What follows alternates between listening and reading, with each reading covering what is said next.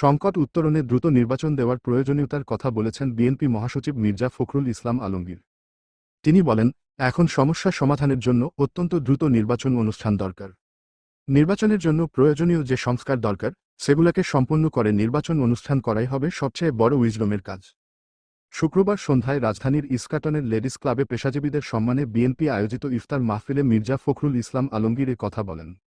অনুষ্ঠানে বিএনপি মহাসচিব মির্জা ফখরুল ইসলাম আলমগীর বলেন, আজকে একটা অত্যন্ত কঠিন সময় অতিক্রান্ত করছি।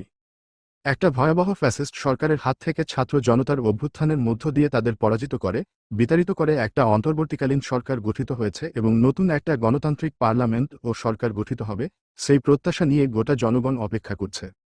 বিএনপি মহাসচিব মির্জা ফখরুল ইসলাম আলমগীর বলেন, আমরা বিশ্বাস করি এই সময়টা আমরা সবাই যে যেখানে আছি দায়িত্বশীলতার সঙ্গে আমাদের ভূমিকা আমরা পালন করব। আমরা যারা রাজনীতি করছি তারা, আমরা যারা বিভিন্ন পেশায় আছি তারা, যারা বিভিন্নভাবে সরকার অথবা জনগণের সঙ্গে সম্পৃক্ত আছি, তারা সবাই এমনভাবে কথা বলব, কাজ করব, তা যেন গণতন্ত্রের উত্তরণের পথকে সুযোগ করে দেয়। অন্তর্বর্তীকালীন সরকার গঠিত সংস্কার কমিশনগুলোর সঙ্গে যোগাযোগ রাখছেন জানিয়ে বিএনপি মহাসচিব বলেন, তাদের প্রস্তাবগুলোকে পরীক্ষা করছি এবং আমাদের মতামতগুলো সেভাবে উপস্থাপন করছি।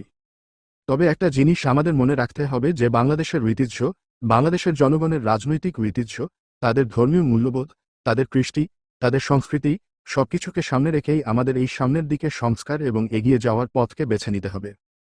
অলীক ধারণা ও ইউটোপিয়ান কল্পনা চিন্তা থেকে চিন্তাভাবনা করলেই সমস্যার সমাধান করা যাবে না বলে উল্লেখ করেন মির্জা ফখরুল। তিনি বলেন, আমাদের বাস্তববাদী চিন্তা করে, ভবিষ্যতের কথা চিন্তা করে পরিবর্তনকে সামনে নিয়ে একটা নতুন বাংলাদেশ, গণতান্ত্রিক বাংলাদেশ গড়ার জন্য কাজ করতে হবে। ইফতার অনুষ্ঠানে ভার্চুয়ালি যুক্ত হয়ে প্রধান অতিথির বক্তব্য দেন বিএনপি ভারপ্রাপ্ত চেয়ারম্যান তারেক রহমান।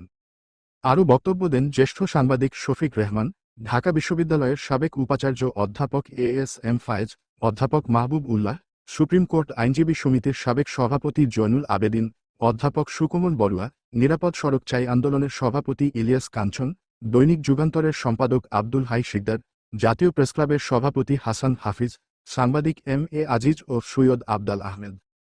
বিভিন্ন বিশ্ববিদ্যালয় কলেজের শিক্ষক, ওলামা মাশায়েখ, চিকিৎসক, প্রকৌশলী, আইনজীবী, কৃষিবিদ, সাংবাদিকসহ বিভিন্ন পেশার নেতৃস্থানীয় ব্যক্তিরা বিএনপি ইফতারে অংশ নেন। অনুষ্ঠানে বিএনপি স্থায়ী কমিটির সদস্য খন্দকার মোশাররফ হোসেন, মির্জা আব্বাস, আমির খসরু মাহমুদ চৌধুরী, সালাহ উদ্দিন আহমদ, সেলিমা রহমান, ইকবাল হাসান মাহমুদ, ভাইস চেয়ারম্যান আলতাফ হোসেন চৌধুরী, বরকতুল্লাহ, আব্দুস সালাম, নিতাই রায় চৌধুরী, চেয়ারপারসনের উপদেষ্টা ইসমাইল জবিউল্লাহ, এ.এম. আব্দুল হালিম প্রমুখ উপস্থিত ছিলেন। চ্যানেল বাংলাদেশ থেকে আমি মিঠু আছি আপনাদের সাথে, ঢাকা।